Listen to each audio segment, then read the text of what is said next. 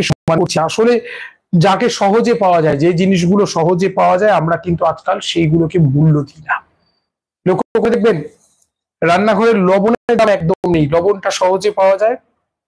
তা আমি আজকে আপনাদের 6টা পয়েন্ট একদম পয়েন্টে পয়েন্টে আলোচনা করব। আমি প্রত্যেকে বলবো যারা আলোচনাটা দেখছেন বা দেখবেন, আমরা একটা নতুন পথ পাবো। সবাই আপনাকে কিন্তু সম্মান করতে বাধ্য হবে, সবাই আপনাকে ভালোবাসতে বাধ্য হবে, সবাই আপনাকে স্যালুট করবে। আপনি শুধু এই কতগুলো কাজ আপনাকে করতে হবে। ভুল কথা, ভুল ব্যবহার, এই ভুল ব্যবহারের জন্য আমরা কিন্তু জীবনে অনেক ক্ষেত্রে জীবনে কিন্তু ঠকে যাচ্ছি। ভুল কাজ করার জন্য আমাদের জীবনে ছোট ছোট ভুল আমরা করছি, যার জন্য জীবনে কিন্তু প্রবলেম আসছে। আজকে 6টা পয়েন্ট নিয়ে একদম টু দা পয়েন্ট আলোচনা হোক। সবাই আপনাকে স্যালুট করবে, সবাই আপনাকে ভালোবাসবে, সবাই আপনাকে মাথায় নিয়ে চলবে। আপনি সবার থেকে সম্মান পেতে বাধ্য হবেন। কাঁদতে হবে না। আমাকে না একজন বৌমা বলছেন, পরিবারের কোনো বিষয়ে না আমার মতামত নেওয়া হয় না। আচ্ছা, ওরা সবাই নিজেদের মতো ভাবে, আমি কি পরিবারের মানুষ নয়? এটা পরিবারের মধ্যে ঘটনা বলছি, পরিবারের বাইরে এরকম একই ইনসিডেন্ট ঘটে। আমি বলবো কথাগুলো সঙ্গে থাকতে হবে। আমি কিন্তু খুব তাড়াতাড়ি পয়েন্টগুলো আসছি। প্রথম হচ্ছে, দেখুন কেউ কোনো বিষয় বললে আপনার চালচলনের মধ্যে কিছু কিছু বিষয় থাকবে।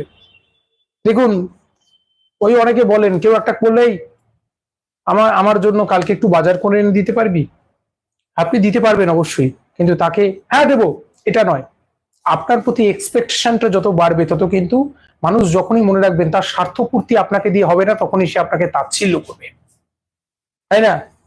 আপনি একজনকে প্রায় টাকা ধার দেন, একদিন এসছে, এই আমার একটু টাকার দরকার, 500টা টাকা দিতে পারবি? আপনি বলছেন আজকে হবে না, সে মনে আচ্ছা ঠিক আছে আমিও দেখবো, সম্পর্ক কাটিং হয়ে গেল। এইরকম হয়, এইরকম হয়। আমি বলবো যে এগুলো কখনো, এগুলো কিন্তু উচিত নয়। তাহলে কথাগুলো কি হবে দেখছি। আপনি যে কাজটা কনফার্মলি পারেন, আপনি জানেন, আপনার বলবো ঠিক আছে দেখছি, চেষ্টা করবো। হ্যাঁ, এই ব্যাপারগুলো যে এক কথাতেই রাজি হয়ে যাওয়া, প্রত্যেক আগে এই জায়গায়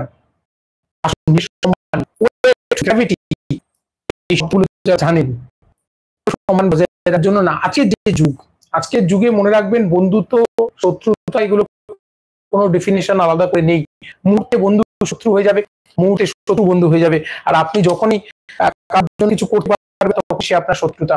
আপনার আত্মীয়, খুব ভালো আত্মীয়, হঠাৎ করে বলছে ফোন করে, আমার জন্য এই কাজটা করে দিতে পারবি? আপনি বলছেন পারবো না, সঙ্গে সঙ্গে দেখবেন আপনার সঙ্গে একটা দূরত্ব তৈরি হয়ে গেছে তার।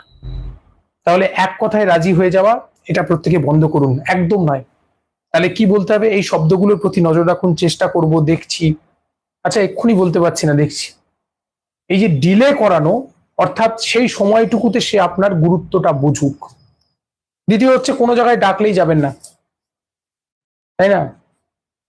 আপনাকে এবার এগুলো কখনো কখনো ব্রেক করতে হবে। যেমন কেউ কেউ পাশাপাশি বিপদে পড়েছে, হাসপাতালে নিয়ে যেতে হবে, আপনাকে ফোন করে খবর দিয়েছে, সেখানে আপনার ইমিডিয়েট যাওয়া উচিত। সেখানে কোনো কন্ডিশন নেই, আপনাকে সঙ্গে সঙ্গে সেখানে পৌঁছতে হবে। কিন্তু এটা যদি বিপরীত হয়, আপনার বন্ধুরা সবাই মিলে আড্ডা দিচ্ছে, আমরা সবাই মিলে অমুক জায়গায় আছি, হয়তো আমরা সবাই মিলে একটু একসঙ্গে খাওয়া দাওয়া করবো। আপনি হ্যাঁ 10 মিনিট পরে যাবেন, অবশ্যই যাবেন। ওই সময়টুকু তারা আপনার ইম্পর্টেন্স আপনাকে দিক। সামাজিক পাড়ার কোনো অনুষ্ঠান, যেচে সব জায়গায় যাওয়ার দরকার নেই, এতে অপমানিত হবেন। উৎসব অনুষ্ঠান সব জায়গায় আমি বলবো এই প্র্যাকটিক্যালটা প্রত্যেকে করুন। সব সময় মাঝখানে একটু ডিলে রাখবেন সমস্ত কাজের মধ্যে। অতি উৎসাহিত হলে কিন্তু জীবনে দণ্ড ভোগ করতে হবে, কষ্ট পেতে হবে, এটা নিয়ে কোনো কথা নেই, তাই না? ওই ডাকলেই পাই এরকম হবে না। ওই যে রাজনৈতিক দলের একটা যখন ডাকি তখন পাই, তাই তো এবার অমুক দাদাকেই চাই। আমি বলবো বাস্তবে কিন্তু উল্টো, তাই না? এই একটা এক্সাম্পল দিই, এই যে সবসময় এই অতিরিক্ত কাছের মানুষ হয়ে উঠলে, আমি কি বলবো, দেখুন এই সবসময় কাছের মানুষ হয়ে ওঠার চেষ্টা করলে কিন্তু জীবনে সেই মানুষটাকে আপনি হারিয়ে ফেলবেন। অতিরিক্ত মাখামাখি কখনো ভালো নয়, সম্পর্ক নষ্ট করে দেয়। তো যাই হোক, পরের পয়েন্ট, তৃতীয় পয়েন্ট, সবাইকে জীবনে খুশি করতে পারবেন না।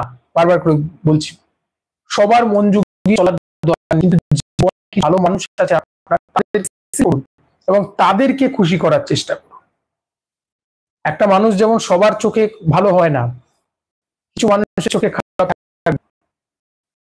বিদ্যাসাগর, আমি বিদ্যাসাগরের জীবনীটা আমার খুব ভালো লাগে। বিদ্যাসাগরের জীবনী দেখতে পাবেন একদল মানুষের কাছে তিনি দেবতা হয়ে উঠেছিলেন, আর আরেক দল সমাজের একদল রক্ষণীয় মানুষের কাছে তিনি কিন্তু সমাজের শত্রু।